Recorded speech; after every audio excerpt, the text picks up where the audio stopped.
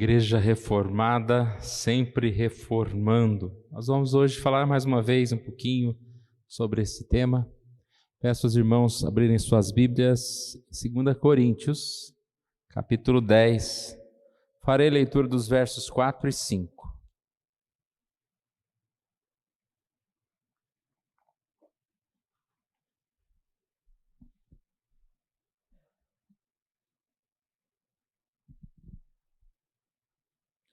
Segunda Coríntios, capítulo 10, versos 4 e 5.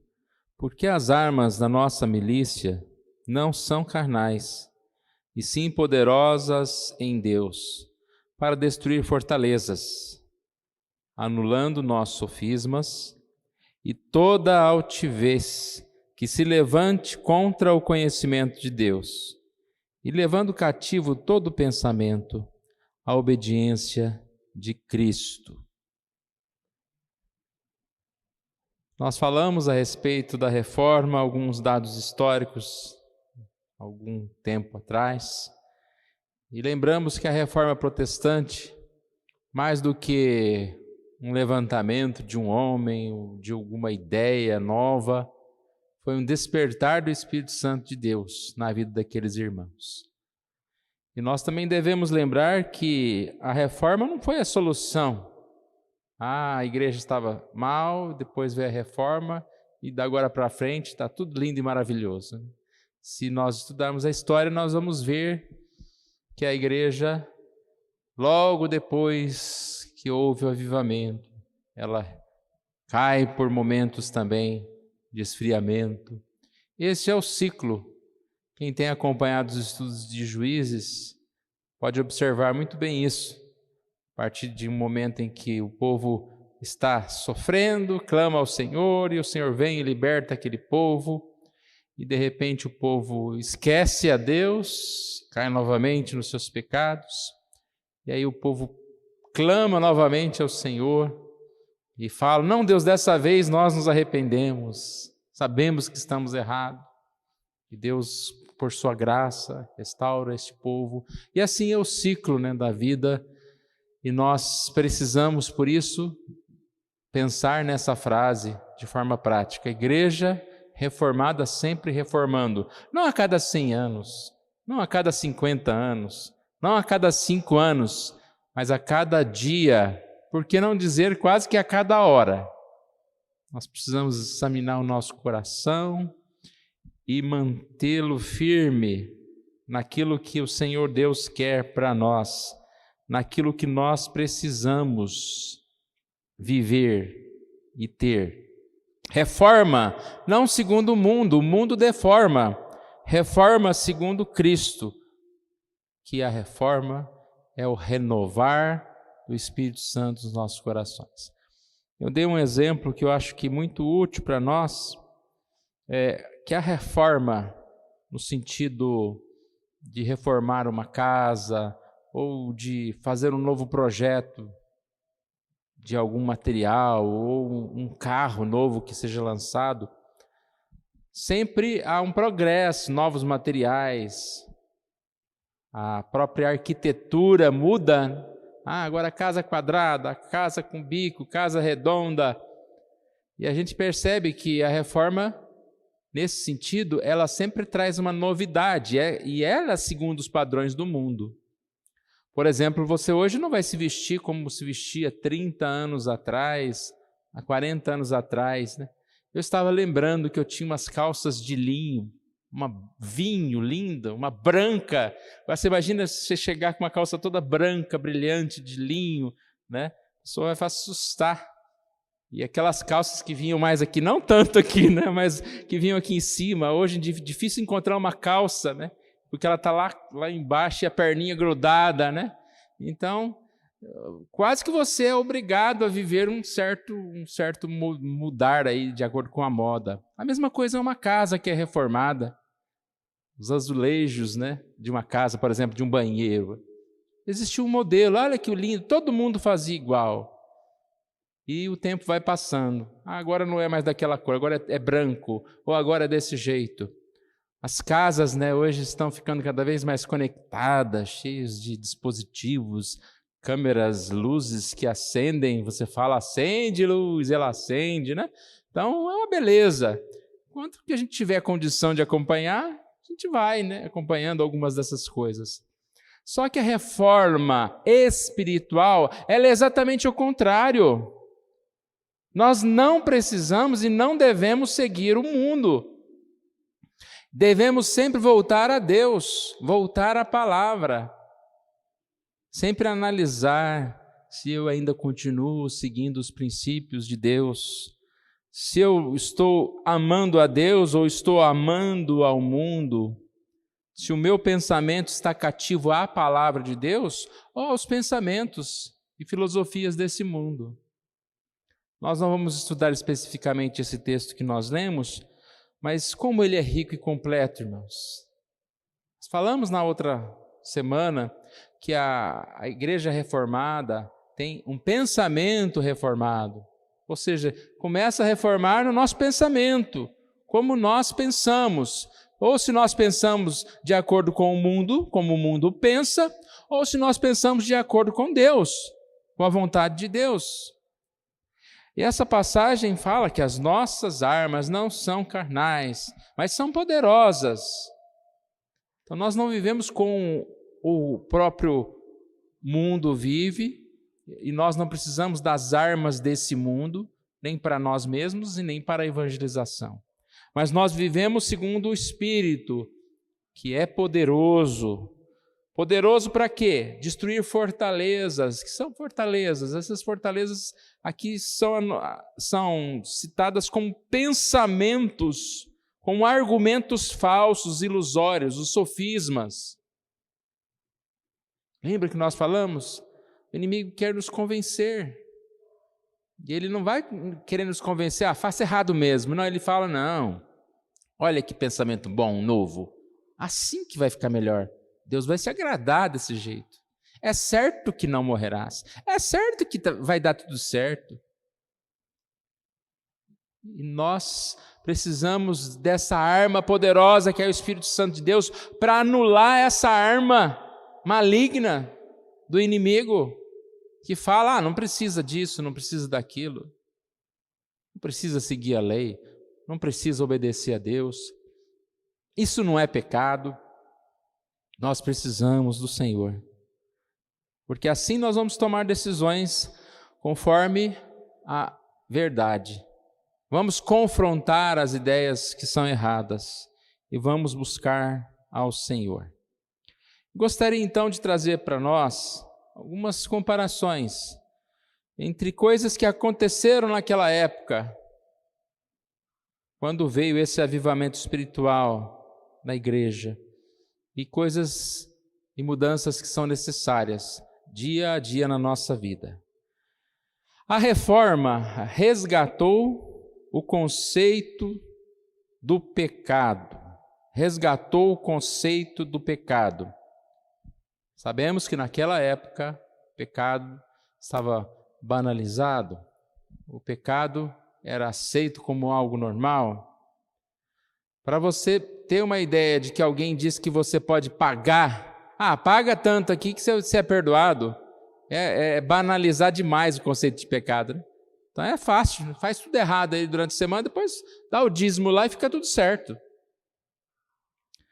Esses conceitos de relativismo não eram só naquela época, mas como a gente vive hoje, quando as pessoas falam, você é ultrapassado.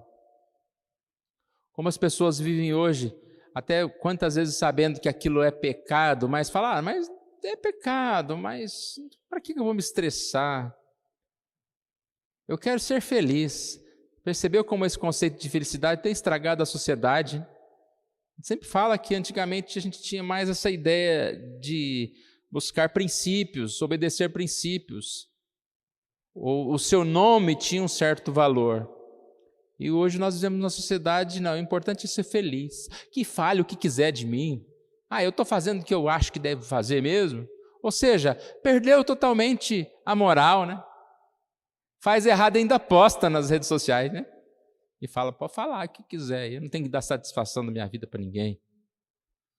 Não, nós precisamos resgatar esse conceito de que pecado é pecado, de que eu preciso andar conforme ao Senhor.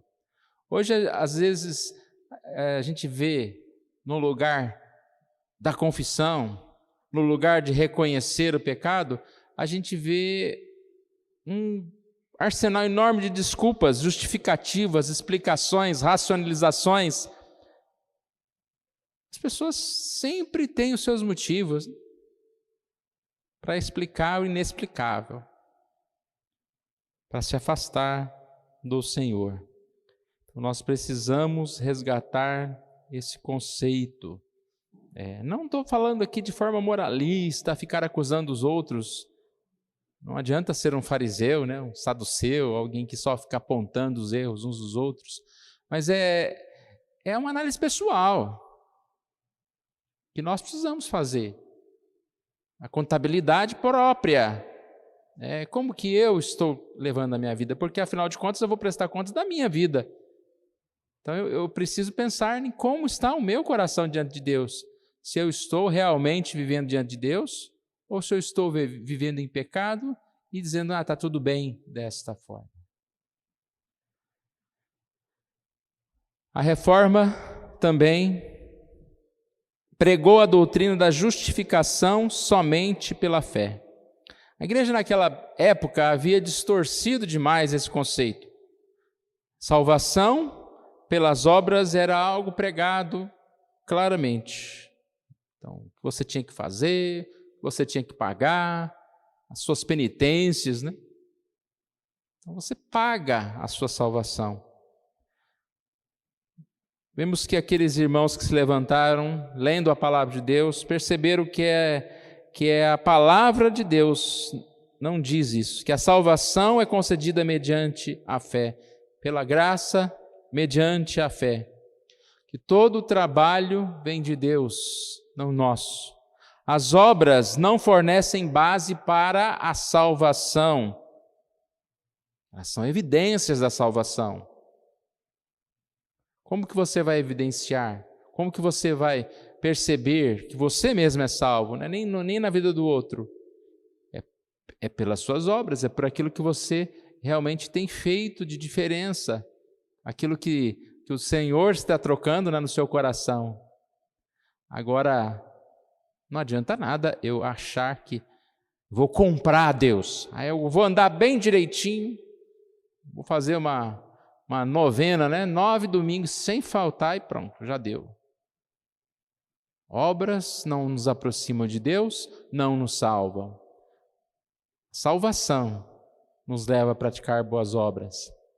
A comunhão com Deus nos leva a fazer o que é bom, não o contrário. A salvação procede da misericórdia de Deus. E nós sempre sabemos disso porque nós reconhecemos que as nossas obras são tão poucas. Aquele que faz mais, vamos dizer assim, porque tem gente que faz mais, né? Tem gente que trabalha bastante para Deus, tem gente que serve muito a Deus, mas este ainda é miserável, é pequeno diante de Deus. Hoje eu acredito que nós também precisamos voltar para esse pensamento, porque muitos perderam essa compreensão da justificação pela fé e procuram se justificar pelas boas obras. A gente vê a igreja muitas vezes com um cunho social cada vez maior. Não estou dizendo que a gente não deve ajudar o próximo, mas quantas vezes você vê pessoas que contribuem para ajudar com aquele sentimento, né? Aí eu estou fazendo alguma coisa para Deus, quase que eu estou comprando, né, essa comunhão com Deus. E assim a gente vê muitas pessoas, talvez na teoria, falam, não, eu creio na justificação pela fé, mas na prática, nossa, eu preciso fazer umas coisas para Deus, porque Deus deve estar bravo comigo, então se eu dar uma melhoradinha aqui na minha vida, aí eu vou ter comunhão com Deus. Eu pergunto, seu filho, para entrar na sua casa, para ter comunhão com você, para dormir na sua casa, ele precisa fazer alguma coisa? Não, ele basta ser seu filho. Ele chega e ele entra e ele tem comunhão. Ele não pagou por isso. Nós, para estarmos diante de Deus, nós não precisamos fazer nada. Nós temos comunhão com Ele porque Ele é o nosso Pai. Agora, um filho que entra na nossa casa e nos dá um presente é tão bom, né? Não precisa ter valor, não. E se tiver valor também é melhor ainda, né? Mas valor financeiro. Mas qualquer presente de filho vale muito. Vale muito. Faz pai e mãe chorar, né? Meu filho comprou isso para mim. Mas ele não foi mais amado porque deu presente. Ele, quando nos dá alguma coisa, a gente percebe que ele realmente tem essa comunhão. Né? A gente sente, é uma forma dele expressar o seu amor por nós também. E assim nós estamos com Deus. Deus se alegra com nossos presentes, digamos assim, com as nossas obras. Né? Se alegra quando nós vamos à igreja, quando nós cantamos, quando nós ofertamos, quando nós andamos bem. Como nós nos alegramos quando podemos dizer, nossa, meu filho, olha, está lá no caminho, está na igreja, né? Oh, meu filho. Deus se alegra conosco com as nossas boas obras. Mas isso não leva ninguém para Deus, no sentido de que não é por causa das nossas obras que nós nos achegamos a Deus. Todo o trabalho vem de Deus. E nós carecemos da misericórdia. É pela misericórdia e não pelas boas obras. A reforma resgatou o conceito da autoridade vital da palavra de Deus. Naquela época, a tradição da igreja era importante, os líderes da igreja eram importantes. Não era importante tanto a palavra, mas a interpretação que foi dada à palavra, chegando ao ponto de superar as prescrições da palavra, da Escritura. Então, a tradição é mais importante. O que a igreja diz, ou o que o líder da igreja diz, é mais importante do que a palavra.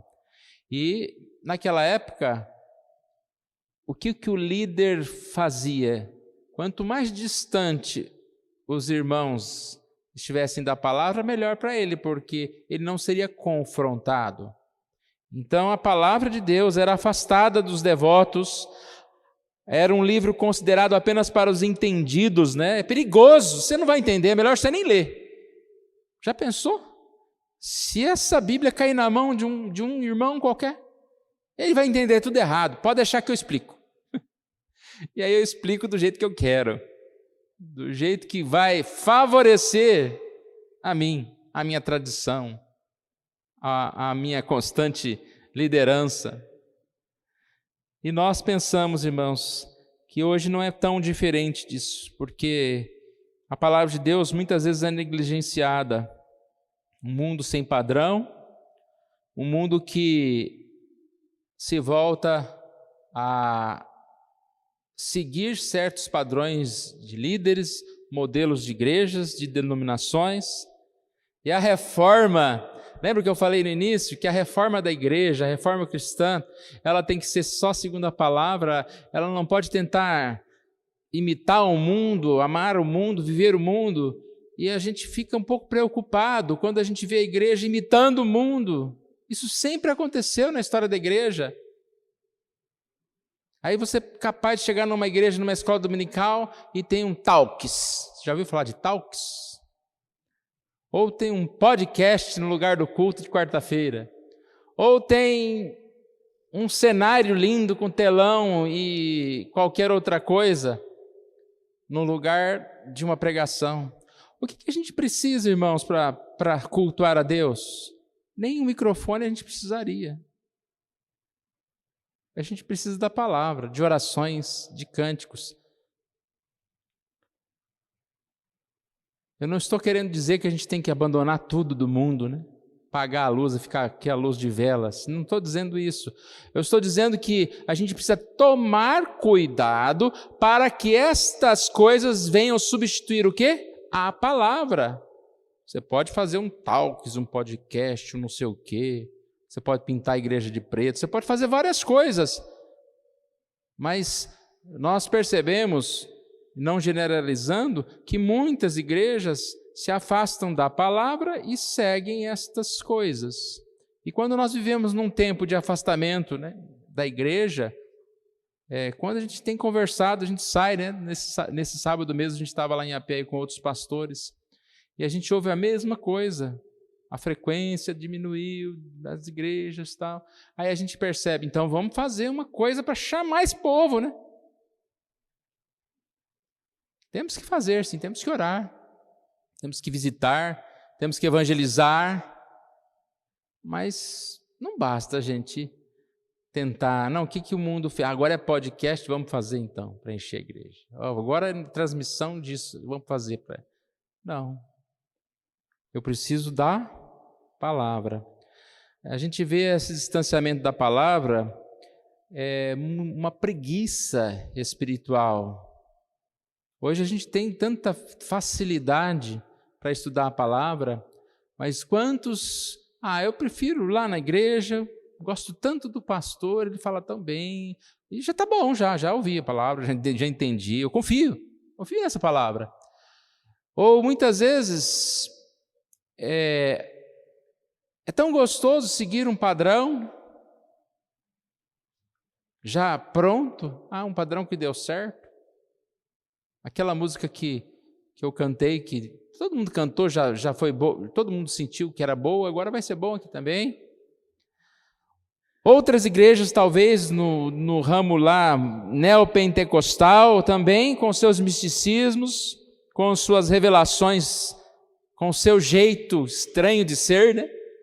Nós vivemos um mundo, todo tipo de igreja.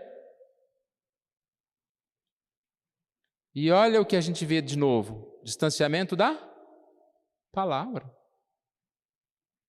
Porque a gente talvez não vá, mas se você pegar um culto de determinadas igrejas e seitas por aí, você vai ouvir de tudo, menos a palavra, menos a pregação, a exposição da palavra de Deus. Em último lugar, a reforma redescobriu na palavra a doutrina do sacerdócio individual do crente. Está meio ligado a esses dois pontos. Lembra que naquela época, não só a palavra foi afastada do povo, mas também essa ideia de ligação com Deus. Isso era estranho, é uma visão para a igreja e para aquelas pessoas na época, uma visão que nem se passava pela cabeça deles. Para chegar a Deus, eles precisavam do apóstolo, do papa, do líder ali. Esse era o religar, né? Que ligava eles a Deus, que trazia a mensagem de Deus. E a gente percebe que a reforma veio resgatar essa ideia do sacerdócio universal, individual. O que é isso? É que cada um de nós tem no coração essa operação do Espírito Santo de Deus, que nós não precisamos de intermediários para adorar a Deus. Nós precisamos da igreja, nós precisamos das pessoas para ter essa comunhão, né, tão gostosa com a palavra, com a pregação, com os louvores. Mas a nossa vida espiritual não depende dessas pessoas. Ela depende do agir, do mover do Espírito Santo de Deus no nosso coração. E aí, a igreja, ela realmente foi percebendo isso, né, na reforma, com o avivamento, e a palavra de Deus se tornou a autoridade, e não a autoridade humana. E essas pessoas, mediante a palavra, que antes era algo talvez de até pouco acesso, se tornou padrão para que eles pudessem tanto analisar a questão do culto, das formas, né, do que era feito, como também cada uma dessas autoridades que serviam, que assim cuidavam. É o Espírito Santo de Deus, irmãos, que fala conosco por meio da palavra, e nós nos alegramos por isso. E essa reforma, sempre reformando, ela traz para nós esse conceito da importância da gente ter comunhão com Deus. E que bom que a gente não precisa esperar o domingo para ter comunhão com Deus, mas dia a dia nós podemos ouvir, caminhar com Deus, quando a gente vai realizar alguma coisa e percebe como Deus abre as portas, como Deus multiplica as bênçãos, mas se a gente começar a olhar, não vai dar certo, é muito difícil, realmente a gente não vai fazer absolutamente nada, né? Nem para a causa de Deus, nem para a nossa vida pessoal. A vida vai ser de total derrota. E nós temos em Deus, sim, essa volta à nossa comunhão com o Senhor. Igreja reformada, sempre reformando. Nós precisamos, irmãos, orar pela igreja, para que nós possamos, dia a dia, né, ver esse mover do Espírito Santo no nosso meio, e nossa cidade, no nosso país. Da mesma forma que o mundo é polarizado, né? Muitas vezes fala esquerda, direita, sei lá o que é isso. Muitas vezes nós temos essa polarização na fé quando uns estão lá vivendo o liberalismo teológico, não aceitando, não concordando com a palavra. Igrejas que têm coragem de falar que a palavra de Deus é só em parte que você deve segui-la, que sempre aconteceu, né? Da mesma forma que você tem esse lado, você tem um outro lado que pende para esse misticismo, para essa interpretação equivocada das Escrituras, para essa adoração a sistemas, a fórmulas, né? Nós precisamos orar para que essa igreja encontre na palavra de Deus o caminho, como nós lemos aqui, na palavra de Deus, uma arma poderosa que venha destruir a mentira, que venha andar na verdade. Mas além de orar pela igreja, nós precisamos orar individualmente, né, para que Deus nos mantenha no Senhor. Deus nos mantenha.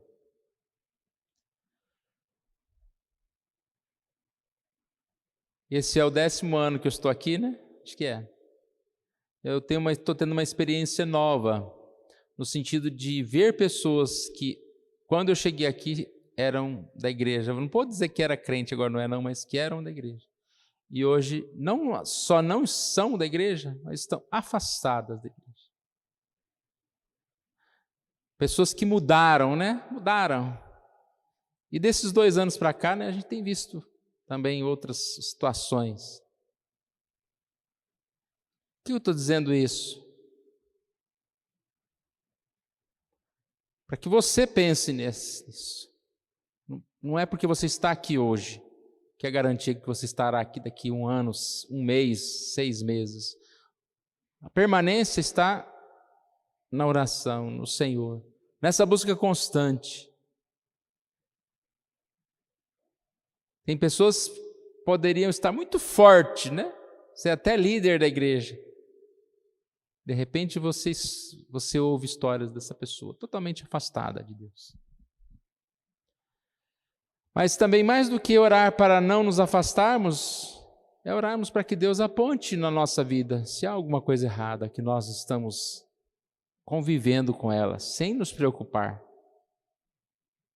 Convencidos, não, tá bom assim, não. Precisa de uma reforma, não tá bom não. Dá para reformar? Vamos reformar, vamos melhorar isso. E como a gente melhora? Voltando para a verdade, para o Senhor. Vamos ficar em pé, vamos orar. Deus querido, nós te louvamos, ó Pai, por essa oportunidade que o Senhor nos dá de estarmos mais uma vez aqui na tua casa. Obrigado pela tua mensagem, ó Deus, que fala, ó Deus, que o Senhor é aquele que sempre vem com o seu mover, de tempos em tempos, abençoando a igreja, ó Deus, no mundo. Nós te pedimos que o Senhor venha sobre nós, ó Pai, nos fortalecendo, ó Pai. Não permitas que nós venhamos esfriar, ó Deus, nos afastar, perder o amor pelo Senhor, ó Pai. Mas que o Senhor abra os nossos olhos para vivermos, para buscarmos, ó Deus, para enxergar aquilo que precisa ser mudado, Senhor Deus. Ó Pai, dá-nos um pensamento reformado. Dá-nos um pensamento, ó Pai, cativo à palavra, liberto do pecado, liberto dos maus pensamentos, das mentiras que tentam ser contadas pelo inimigo, ó Deus, que tenta nos convencer a abandonar o caminho do Senhor. Abençoe cada um de nós, que o Senhor aplique a mensagem do Senhor nas nossas vidas. Obrigado, ó Senhor Deus, por tudo. Oramos em nome de Jesus. Amém.